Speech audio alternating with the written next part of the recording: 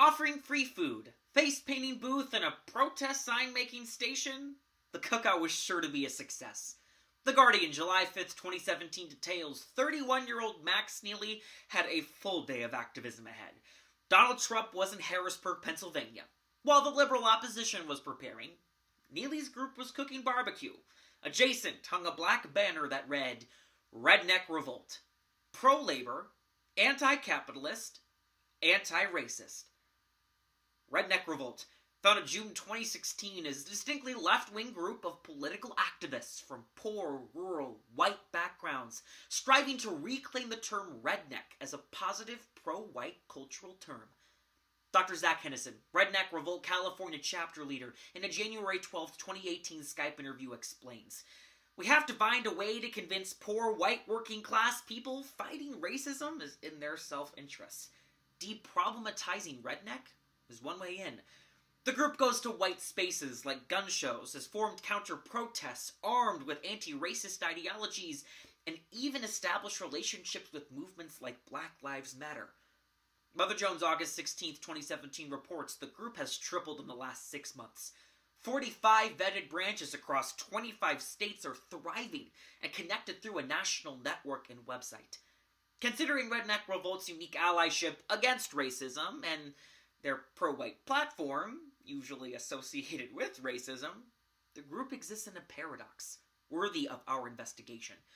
Which begs the question, how can a homogenous organization promote pro-white and anti-racist ideologies? To answer, we turn to Jeb Middlebrook's article, The Ballot Box and Beyond, the Possibilities of White Anti-Racist Organizing, published in the June 2010 American Quarterly. We'll explore Middlebrook's model, apply it to the Redneck Revolt, and discuss crucial implications. Max Neely explains in the aforementioned Guardian, being a redneck is fine. Racism is not. Jeb Middlebrooks noticed whites don't have many successful models for organizing against racism. So he analyzed the Alliance of White Anti-Racists Everywhere, Los Angeles, an organization on the eve of the 2008 presidential election that put on a successful multiracial day of dialogue on race. Aware LA was concerned with consciousness raising amongst whites, similar to the Redneck Revolt's efforts to bring anti-racist ideologies into white spaces.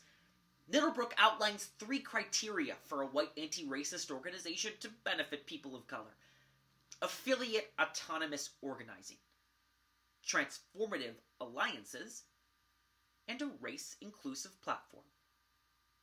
Initially, an organization must engage in affiliate autonomous organizing, the development of racially separate but allied organizations must dedicate itself to supporting self-determination amongst communities of color and white responsibility for ending white supremacy. The intentional segregation fosters comfort and safety for the emotional experience of fighting systemic racism. Second, a group must establish transformative alliances between white people and people of color for the ways privilege and oppression play out across various racialized communities. White people must step up in shared leadership positions with people of color to build partnerships based on mutual individual and organizational trust across races. Finally, white anti-racist platforms cannot exclusively discuss race. Middlebrook contends, any efforts to end white supremacy must be multifaceted in order to counter the numerous dynamics in white supremacy itself. Community-based grassroots organizing must address the intersections closely tied to race, such as class and gender. Max Neely told Alternate August 17, 2017, "We recognize, sadly, white people like listening to white people more often than not. With an understanding of Middlebrook's model, we must apply it to Redneck Revolt." Initially, Redneck Revolt racially separates itself as a form of affiliate autonomous organizing. Jamil Smith in Redneck Revolt's nationally syndicated podcast, September 2017, explains, the group is meant to be a viable alternative for the people who might otherwise join the alt-right. Newsweek, December 27, 2017, points out the organization goes to gun shows, state fairs, and NASCAR races where white supremacist organizations are known to look for new members. Counter-recruiting in white spaces where people of color typically aren't safe or welcome.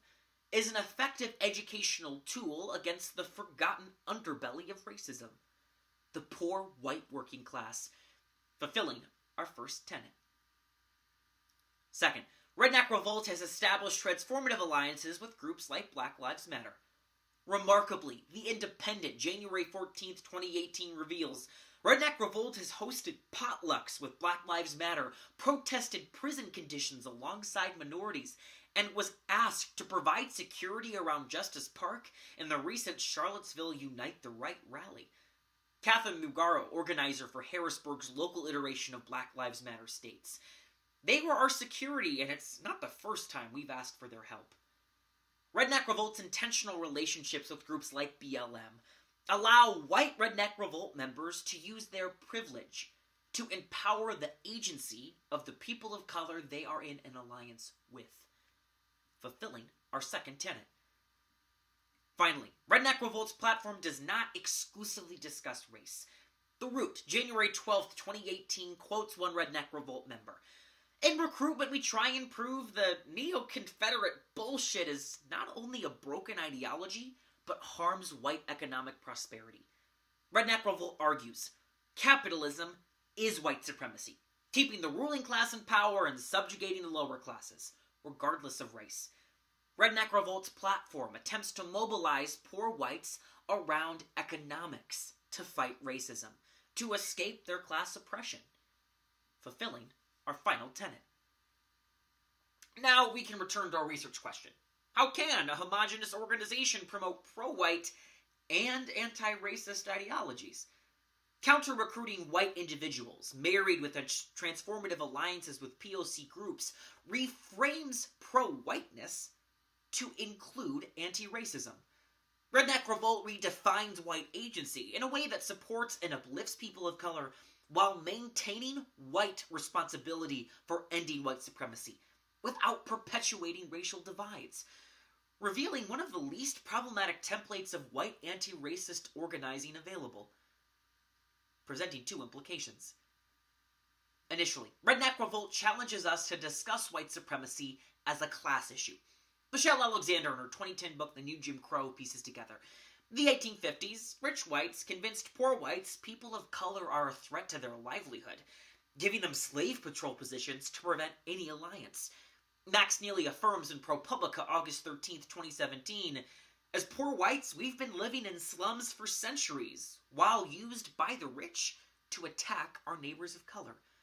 Our analysis shows Redneck Revolt's message rallies poor whites to fight the white supremacist foundations of capitalism, breaking the learned behavior of demonizing people of color. The rich need racism.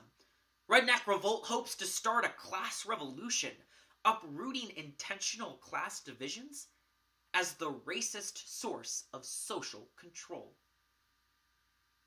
Finally, Redneck Revolt performs solidarity instead of white altruism. Typically, white anti-racism starts and ends with performative, verbal acts against racism, like checking in at the Dakota Access Pipeline on Facebook. Sociologist Carly Fleming, in an October 23, 2017 interview, found, in this formulation, racism is not a structure, but an inherent quality in an individual. You're not racist if you say, post, that you aren't.